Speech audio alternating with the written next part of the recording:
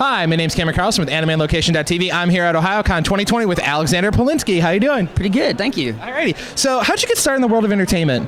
I come from an entertainment family. My great uncle was on Broadway and was in a Tony Award-winning Broadway show in the 50s or 60s. My great aunt too was on Broadway, and my dad was an actor. So it was kind of like if my family members had been like plumbers, I probably would have been interested in plumbing, or horses. I would have been a rancher, but they were actors, so I acted. Alrighty, now it says in your bio that you worked on recently in DC Supergirls playing the Penguin. How was it to be in that classic and bring that villain to life? It was great. A great story. I got when I was going to summer camp as a little kid. My mom had picked me up after my tour of duty at the summer camp, and we were at a restaurant by the beach in Malibu, California. And we were making fun of my grandmother, who makes this noise, woo-hoo, whenever she calls out to you, woo-hoo. And my mom was just making fun of my grandma and making that noise. And somebody thought that they were beckoning to them. And so this man comes over to our table thinking my mom was like, woo-hoo, to him. And he comes right over the table and he goes, "Hi, I'm Burgess Meredith. Can I help you with something?" And we were like, "Oh, Mr. Meredith, I saw you were great in Rocky and Batman and all this." So he was the original. And so I got to meet him, and for years I was like joking on Burgess Meredith. They're like, "Hello, can I meet you?" It's just saying, "Hello, woo-hoo," and my mom and I would laugh. And so when I got the audition from DC Superhero Girls to do Burgess Meredith, I was like, yes, I finally get to do this. And I put my heart into it, and instead of a cigarette holder, I had a pencil, just to... Because it's more for kids. Because it's for teens. It's a great show. I love the producers. I love the writers. I don't even think my episode has come up yet, but they said it was okay for me to talk about it. But I won't tell you anything about the episode. But I am indeed the new Penguin for DC Superhero Girls. Check the coat. I think Mary's here this weekend as well, so I think yeah. So you were also in another DC property, Teen Titans, as Control Freak. How's it like bringing him to obviously to the original TV show and then onto the big screen for the movie? Yeah, well, I originated the character back in the old series, and he was a little bit more of a kind of a normal guy with some magical powers, I guess. But then when Teen Titans Go hit, his job now was to become a supervillain that only comments on how much he hates the show.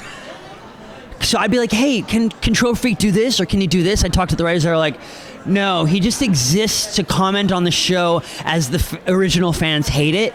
And so I was like, "Fine, I'll go completely into that character. Teen Titans sucks. It's lowbrow humor, nothing but fart jokes. Oh, the characters are drawn so badly. Reboot!" So I mean, I love it. It's like he's become part of me, and no one else has done the character, and so I feel very very protective of Control Freak. He's my dude. He's my dude. So for our racing fans, you currently play Dragnamon and Blaze and the Monster Machines. Tell us about that role. Oh yeah, Darrington. So he's a stunt truck. And all the little kids are watching that show. I mean, I've been talking to parents, and I'm like, your kids watch Blaze and the Monster Machines? They're like, yes. And they're like, and their favorite character is Darrington. And I'm like, okay, Darrington is a mixture of Evel Knievel and Ethel Merman. I'm just going to tell you right now, that's what I did. I was like, Ethel Merman, Evel Knievel, okay. So he kind of sings a little bit, and he's a little bit, theatrical, but he always lands the jumps, and if he doesn't, he goes, ta-da! If he crashes. It's fun. It's a lot of fun, and it's an educational show. So I feel like it's doing good. Alrighty. So not only do you voice act for many animated shows, you also do work with video games. What's it like? How do your skills working on those? Well, I'm so glad you asked. I feel like my life is a video game, and it's like stuff's coming at my face, and punching it away, and the world is a little bit of a minefield emotionally for people. So I actually don't play that many video games, but I find that voiceover jobs are pretty much the same. Voiceover for video games takes a little bit more like efforts, and you have to get killed about 50 different ways. Guild Wars was one that I did. Quentin Flynn, he's one of my faves. I love my Quentin. So yeah, Guild War. I just did. It was a remake of a like an '80s King's Quest. Yes. I remade King's Quest, and my character in it. If you haven't played King's Quest, my character's name is like Caduceus. And he's a real piece of work. He's a piece of work. He's the son of the king, and he comes back with magical powers to screw with everyone. But then Dad kind of pulls him back and be like, let's play some games. And he harmonizes them. So, yeah, that's one of the games I liked working on. It's fun. Now, you also happen to have a chance to work on a film series set in the Resident Evil franchise, Resident Evil Vendetta. How's it like playing that role, being an evil scientist? I don't remember that job at all. Alrighty. I love it. If you've got any Resident Evil fans out there, please write to me on social media and tell me what I did. It's been a while, huh? Can't remember. My mind's a blank. Alrighty, now following up with that, you also got to work in the Ben 10 series, playing various creatures, doing various voices, and coming in and from time to time. We've had the chance to talk to Tara Strong when she was working on the show. Who's that? Yeah. So how was it like when you worked on the show? Well, besides having to work Tara Strong and Yuri Lowenthal, no, they're actually two of my best friends in the business, and whenever I see them, I'm just like, yes, it's like a gift. I love hugging those two. Really sweet people.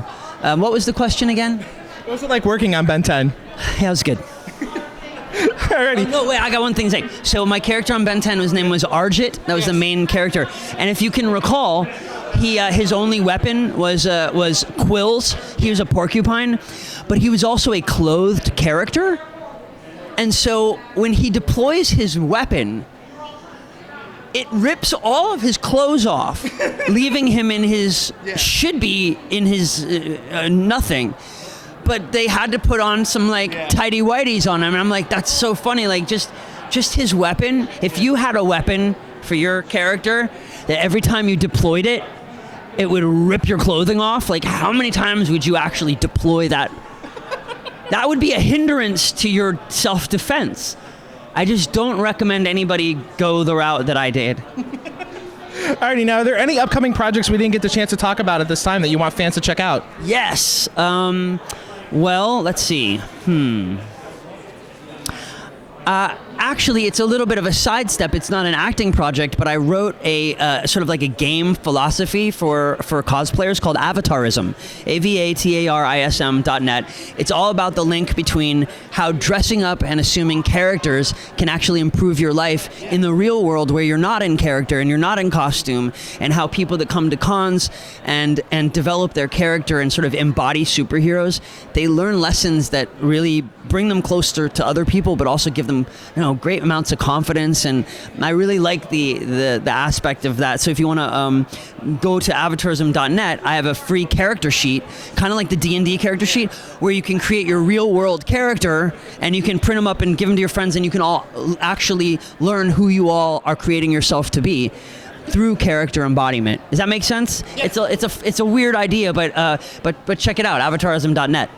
Alrighty, now, is there any way we can keep up with you online, and a message you'd like to give to all the wonderful fans that have been keeping up with you? Yeah, you can follow me on Instagram, Alexander Polinsky, Polinsky, or at Alex_Polinsky on Twitter, or on my website. And if there was a message, it would be, what you love, the kind of entertainment you love, and is special to you, and that you go back to again and again.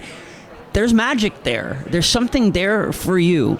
And it's not just about buying a costume that they sell at a store. Go make something.